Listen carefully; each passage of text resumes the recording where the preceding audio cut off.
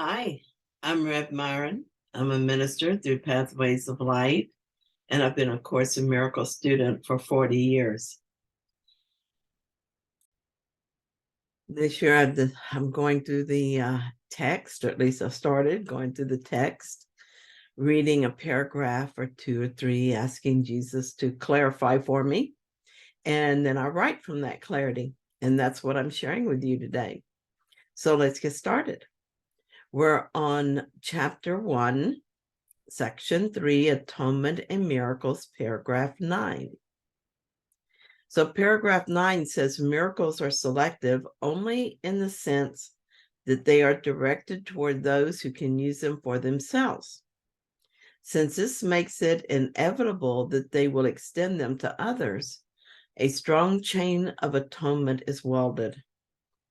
However, this selectivity takes no account of the magnitude of the miracle itself, because the concept of size exists on a plane that is itself unreal.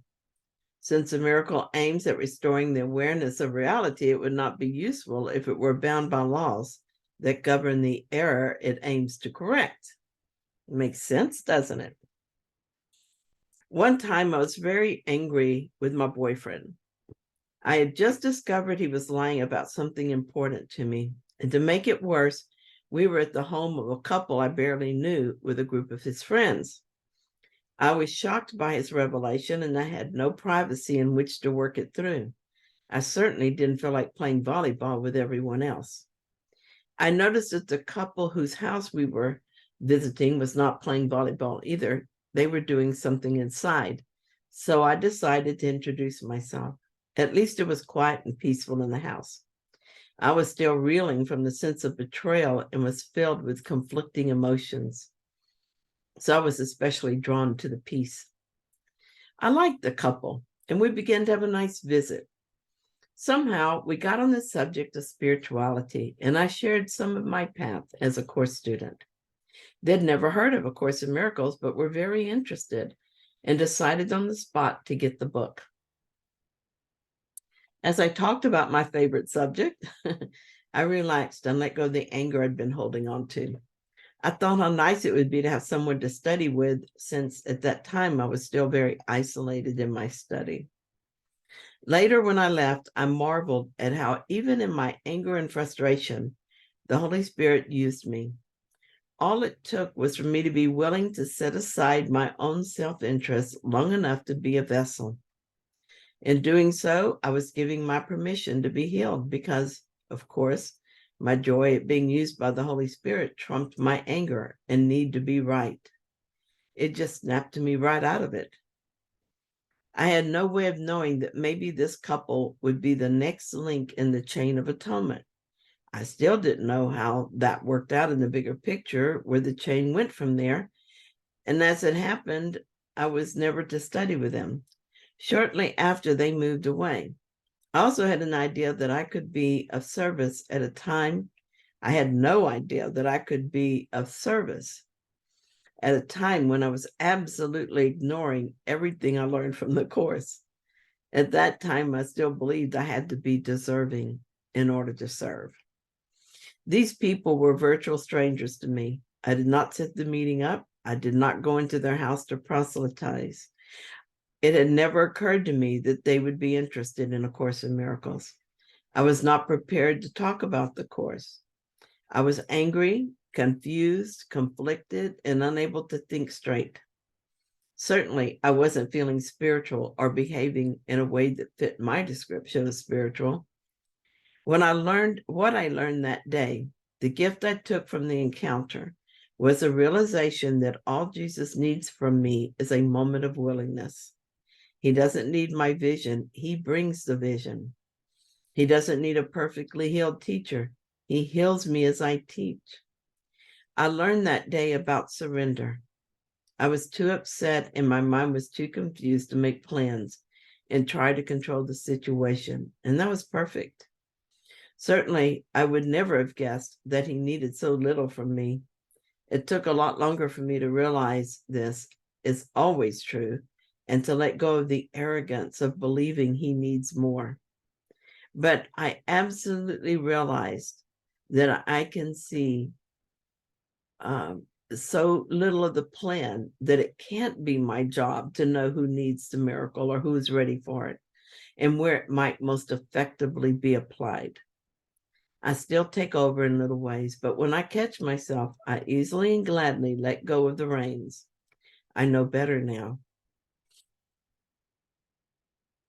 And the next paragraph we want to look at is from section 4, the escape from darkness, paragraph 1. The escape from darkness involves 2 stages. First, the recognition that darkness cannot hide. This step usually entails fear. Second, the recognition that there is nothing you want to hide, even if you could. This step brings escape from fear. When you have become willing to hide nothing, you will not only be willing to enter into communion, but will also understand peace and joy. This paragraph is a very simple instruction on how to return to God in my reality. First, realize that I'm not hiding anything with my pretense. My story of Myron and the world I made as a stage for this play is dark indeed, but not dark enough to hide my decision for God. There's not enough darkness in existence to hide from love. The second step is to realize there's nothing to hide. There's not enough guilt in existence to condemn me. Nothing, not even the belief I've turned my back on God, can condemn me. I am innocent, and the innocent have nothing to hide. The third step is to stop trying to hide anything. While I tried to hide my guilt, I must believe in it. When I believe in it, I'm too afraid to open my eyes to reality. It is not my guilt that keeps me from awakening, but only my fear of looking at the guilt that imprisons me. This plays out over and over on an average day. I gossip with a friend and I feel a prickle of anxiety that I ignore. I hide behind, I'm feeling so comfortable being one of the guys. No one is really hurt. Everyone knows this stuff anyway. It's old news. In my denial of my true self, I deny God and the guilt builds and builds. But because I'm pretending not to see the guilt, pretending to hide it from myself, I must pretend I don't know why I feel anxious. And so I continue to project it and thus move further away from the healing that I need. Someone calls, and as I answer the phone, I wish no one had called. I wish I could just have this moment of quiet for myself. And so I feel a prickle of anxiety for this desire that separation be true. I hide it in my righteous indignation. After all, I've been working all week. I deserve some quiet time. I assign my discomfort to whoever's on the other end of the phone, and so I seem to hide my guilt in that person. There are so many little bits of guilt and darkness and hiding. Mostly they seem insignificant, too small to take notice. And yet they are the blocks to my awareness of love's presence. They are the wall I hide behind, the wall I built to keep God out. How can I return to love if I deny the wall, deny that I built it, deny that I can take it down? Jesus tells me I must hide nothing from him. This is my way out. There is no transgression too big or too small that I will hide from him. Each unkind thought or word is to be uncovered quickly, looked at with the Holy Spirit, and seen as meaningless. Each separation thought, each attack thought or defense thought, each fear thought, all of them looked at, not hidden. It is in looking that I am shown they are nothing. And so I am, after all, innocent and deserving of God's love. And so the last paragraph we're going to look at is paragraph 2 from the Escape from Darkness. Holiness can never be really hidden in darkness, but you can deceive yourself about it. This deception makes you fearful because you realize in your heart it is a deception, and you exert enormous efforts to establish its reality. The miracle sets reality where it belongs. Reality belongs only to spirit, and the miracle acknowledges only truth. It thus dispels illusions about yourself and puts you in communion with yourself and God. The miracle joins in the atonement by placing the mind in the service of the Holy Spirit. This establishes the proper function of the mind and corrects its errors, which are merely lacks of love. Your mind can be possessed by illusions, but spirit is eternally free. If a mind perceives without love, it perceives an empty shell and is unaware of the spirit within. But the atonement restores spirits to its proper place. The mind that serves spirit is invulnerable. Holiness can never be really hidden in darkness, but you can deceive yourself about it. This deception makes you fearful because you realize in your heart it is a deception, and you exert enormous efforts to establish its reality. Everyone carries a secret anxiety, whether they realize it or not. It has been part of their lives for so long that they don't notice it on a conscious level, but it's there. It's a deeply unconscious guilt that, while well hidden, nevertheless informs our daily thoughts and actions. This unconscious guilt is a cause of the world we see. It is projected outward and appears as the circumstances in our life. We then look at those circumstances and think, yes, that's why I feel anxious, or yes, that's why I feel guilty. We would rather be guilty of unkind acts and betrayals, even adultery, murder, theft, than uncover the true cause of the fear, which is we think we are hiding from God, and yet we cannot even hide from ourselves. Our holiness, no matter how we cover it with acts of brutality, war and such, or even the everyday business of distractions, making a living, making love, making children, our holiness seeps out, and this scares us. Even when it doesn't, we know in our deepest heart what we are, and we're afraid it will betray us to God. Holy Spirit, thank you for helping us remember the truth that God loves us and harbors no resentments. Thank you for reminding us that we have nothing to fear from God. The true purpose of the miracle is to bring us to truth. It is to establish our reality once more, to bring us out of the dark and into the light. We're afraid that we must atone for our sins, but Jesus is giving a new definition to atonement. Atonement is a gentle undoing of this strange and cruel choice that we have made. I picture it like this. I'm a child hiding in a dark closet. I'm surrounded by monsters, and there's terrible things happening all around me. Better to stay here, because if I come out, the consequences will be even dire. I have been here in this dark place for so long that I've gotten used to the monsters and the fear. I've learned to deal with it.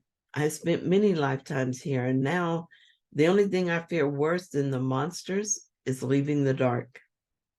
I don't remember why, but I do remember it's important to stay here. But I grow weary of the pain and suffering, and I have occasional dreams of something else, something light and happy.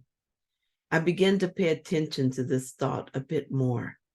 This thought seems to be a whispering voice in my heart, gently coaxing me out of hiding. We have been in this conversation, this negotiation for a while now. It works like this. The voice reminds me of another life, a life of peace and freedom. I tell him why I don't want to take a chance on coming out of hiding. I bring him one scary thought at a time, laying each one down before him. He shines a light on the thought, and I see it differently. It's not really a monstrous thought, but just a shadow that fades in the light. I see behind the shadow a true thought, and my heart lightens a bit. I am less afraid. This goes on for what seems a long time, with many thoughts being brought forward. More thoughts, and more quickly now, because I'm gaining clarity with each exchange. Each time he says, see, you but do this to yourself.